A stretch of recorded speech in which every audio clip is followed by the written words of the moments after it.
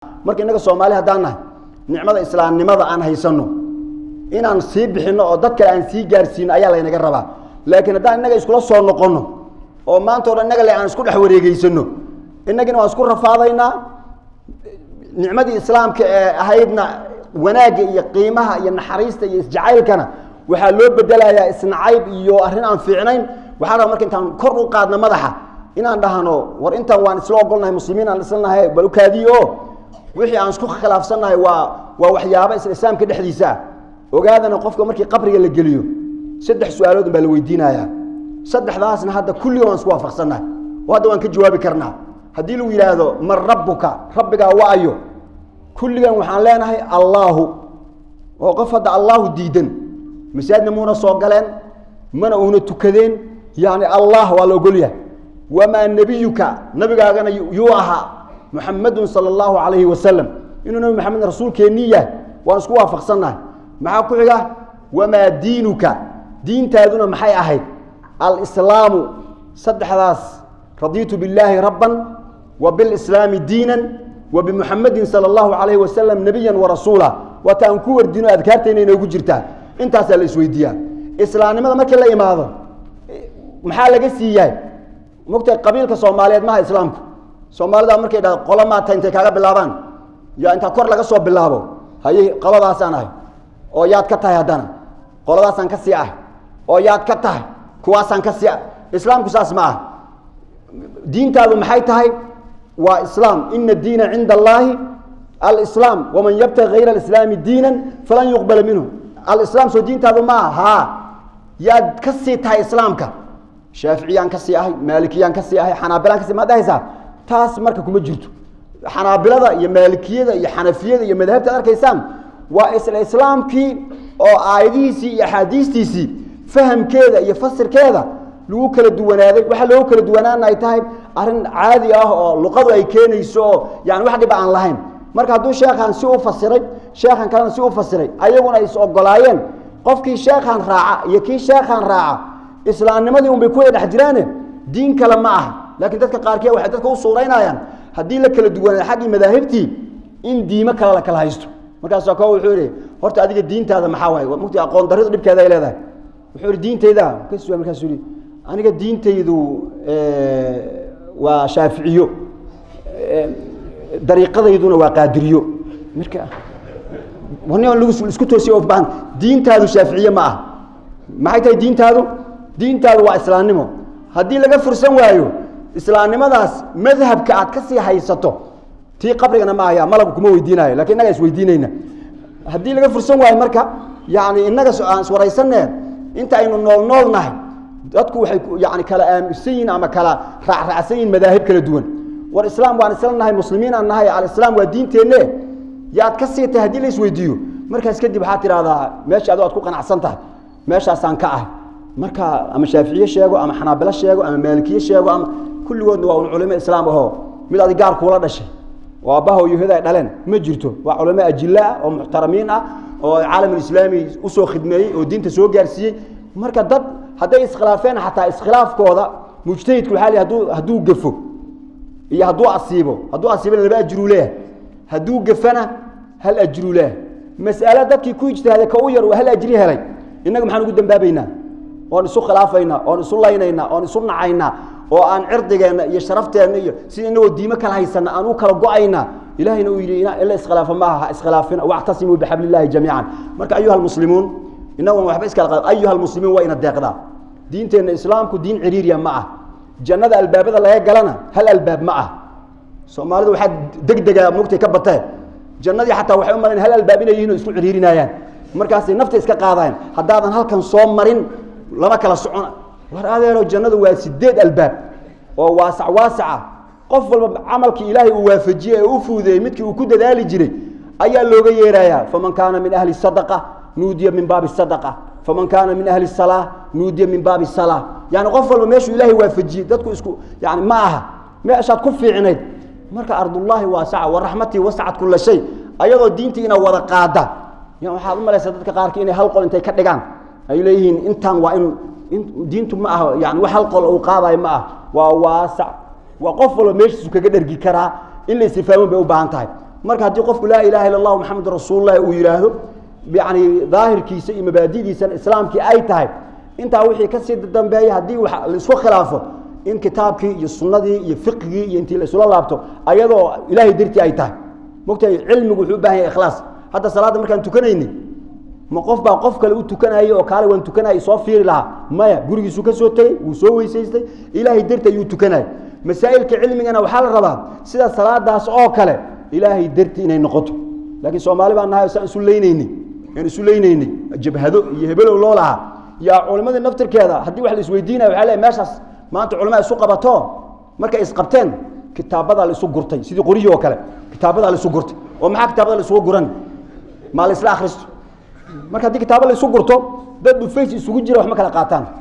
kan xaqun buu ka soo ridi kan xaqun buu ka soo ridi xaqun buu ka soo ridi ikhlaaskii iyo ilaahay dartii iyo isqancinteena meesha way ka baxaysaa marka ilaahay waxa diintiisu waa ikhlaas wama umiru illa liya'budullaha mukhlisiina lahu ad-din saasa loo baahan yahay waxaana allah baa dadku haday ilaahay dartii inay wax isu fahamsiiyaan ay rabaan way isfahamsiin karaan Soomaali hore uga maamad waxay dhaheen ilaahay ka cabso iyo rag iska celi meel ma wada gasho marka wax badan oo hawlaheena kamid ah rag iska celi baa ku jirta marka rag is celinta aan meel iska dhigno ilaahay aan iskala cabsano oo diintiina inagoo muslimiin oo walaalo ah aan isla wadno mabaadiida guud ee islaamnimada markaan isku waafaqsanahay taas aan isla hirgelino dad badan oo muslim aan ahayn ayaa maanta adduunka ka batay sidii dadkaas aan islaamka u soo gelinayn aan u fikirno inaga dhexdeena wixii ahna sidii aan isaga tasaamuxi lahayn oo si tartiib wax isu fahamsiin lahayn oo ilaahay dartii iyo walaaltinimo iyo islaamnimo aan isu qancin lahayn halkaan isla wada aadno laakiin haday min dimi ku taag ay noqoto diintiina meel ma gaarayso oo aad ogtiin asxaabtii ridwaanu alayhi barigi dagaaladii u dhex mareen xilligii yani laga bilaabo sayidina Uthman qaybtii dambe ee wilaayadiisa iyo sayidina Ali afartii sano iyo barkii oo intaba dagaal ay socdeen 5 sano iyo barkii wax futuuxaad ah oo muslimiintu banaanka ay u bixeen ma jirin maxay kullaha waxayd umuur daaqiliya hoos ayaa la isku jeeday markii dambe caamul jamaa sanadkii la heshiiyay oo la isku daray labadii ciidan ee muslimiinta kala joogay ee qaarna ay Muawiya taageersanaayeen qaarna sayidina Ali xaqiisa ay ahaayeen markii wiilkiisi hawshi qaybtii sayid Ali ay ku wareegtay ayaa intuu warqad u qoray wuxuu Muawiya aan soo imaano arrintii hal dhameeyo waayahay waa isku daray Muawiya loo dhiibay markaas sanadkaas caamul jamaa loo bixiyay halkaas waxa ka bilowday taariikhda la yiraahdo al-umawiyun umawiyinta taariikhda markay bilowdeen futuuxaadka la gaaray akhriya marka ilaa Yurub ayaa diinta islaamka la gaarsiiyay marka muslimiintu markay dhexdooda intay walaalo noqdaan khilaafaadka iska xaliyaan markaas ay futuuxaad iyo ummado kala diinta gaarsiiyaan laakiin markii gudaha la isugu soo laabto la kala bixi maayo la kala guuleysan maayo maxaa yeelay wax loogu talagalay ma aha inay muslimiintu dhexdooda isku mashquulaan ee waxa loogu talagalay kuntum khayra ummatin ukhrijat lin-nas bin aadamka ayaa la idin soo saaray marka meeshii lin-nas la inoo soo saaray haddaan hoos isugu soo noqono aan dhahanoon li Soomaaliyiin la idin soo saaray idinku ismaanto dhan murma taasi muhiimadii la inaga lahaa iyo meeshaan u soconay oo bin aadamka oo dhan inaan naloo soo saaray ayaa meesha ka baxaysa asxaabtana markii ay la weydiiyay maxaad u socotaan waxaan u soconaa linukhrij al-ibad من عبادة العباد إلى عبادة رب العباد إن يعني ذاتك عن كسر أيوة ناس جميستان ونصارنا إن إلهي كله عابدان مركب مهمة سايا نسويسا ملايين من البشر أي إسلام ما نيسا ذاتك سيلو فكر لها وخاصة ذاتك جوجا مالها مسلمين يدد عن مسلمين أي وذا جوجان ويكم مسؤولية بليهم ذاتك مسلمين بس أي وذا جوجان وهذا مثلا إذا كان مقالة نيروبي جوجتان مسلمين يدد عن مسلمين ولا وذا نوليا وهذا كرر مركب inaad qorshe u dejisaan dadka aan muslimiinta ahayn sidii aad diinta u gaarsiin lahaydeen ana Muqdisho aan joognaa dadka joogay kulli wada masaajid halkan isad kuma taalo haddana saas ay tahay waa una la yaaban yahay war idinka kulli wada masaajidna islaynaysa maxay tahay haday kaniisad iyo masaajid iyo wax kala duwan haday halada xabay aan lahayd marka bal anaga si kale arrinta naga tahay wadaad macallin waxaad ka hor xarafka raacda ayaa dhibaysay raac ma karo ardaygu u yeerinay marka ألف باء تاء ثاء جيم سودي يا وحسوق على حرف كالراء ما نكر الراء ذا سجى وهو آخرنا السلام كوكله أرضي ويرنا مركب راء بالربع موقتها وحدين مركب لا أرضي مركب حوله لا أنا سامع ضحية هودين هذه أنا سامع سيدا لما سيدا صحة وده مركب شو هي مع الإنسان وده وحاطر هذا لا أمبول العنقي marka anaga waxaan leeyahay waxaan waa gaar oo arab laanahay sida anaga aan raado u dhahayn haw dhihine si kale inta u dhahdaan waxaa idinka rabaa marka mas'uuliyad weyn inaad qaadaan luqadihii baa taqaanaan kala duwanaa oo dadka kale ay ku hadlaan taas waxay idinku sii waajibinaysaa marka mas'uuliyad weyn inaad qaadataan anagana mas'uuliyad kale weyn ah hadday muslim isdagaalaan way daa'ifataani min almu'miniina iqtatalu maxaa laga rabaa fa aslixuu baynahumaa ila musaalaxeeyo oo laga shaqeeyo musaalaxadooda dhinacay dooniba ha ahaatee mas'uuliyaddaas weyn annagana wayna saaran tahay idinkana waxaa idin saaran dadkaan muslimka aan ahayn la nooshihiin oo luqadooda aad taqaanaan inaad tirahdaan kuwa ay sheegeen markay Soomaalidan waa dad jecel diinta inay faafiyaan qisada hadaan sheegay oo kale qole Kenyadan iyo joogay maxaasan islaam bay u sharxeen waa Soomaali moogta markaas waxay hadii diintiin islaamku saa u fiican tahay maxay idin soo qixi idinka wadankiin maxaa soo tagteen markaas saas wala markay dhahan waxaan dhahnaa waa run islaamku maxaasintiisi isaas way tahay heeway idinku intaad ku dhaqantaan wanaagan aad noo sheegaysaan maxaa la idinka arki waay waxaan dhahaynaa bas annaga carab laanahay raacda ma karne hilib geelkiisaan u cunaynaa wada neerfoos noqonnaa waa iska heshiin doonaa laakiin islaamku sidaas ma aha islaamku maxaasintiisu meel kastoo la joogo sideeday u taagan tahay hadday muslimiintu khaldamaan ayaga khaldamay ma ahan islaamkii ma wax khaldan marka muslimiintu waxa rabaan dib isu muraajiceeyaan wixii khaladaad ay iska saxaan islaamkooda oo sidii u ahaana ay ummadaha kala wadaagaan marka mas'uuliyad weyn ay wada saaran dhamaanteen aan ka wada qayb qaadan ilaahay tawfiiqayna waafajiyo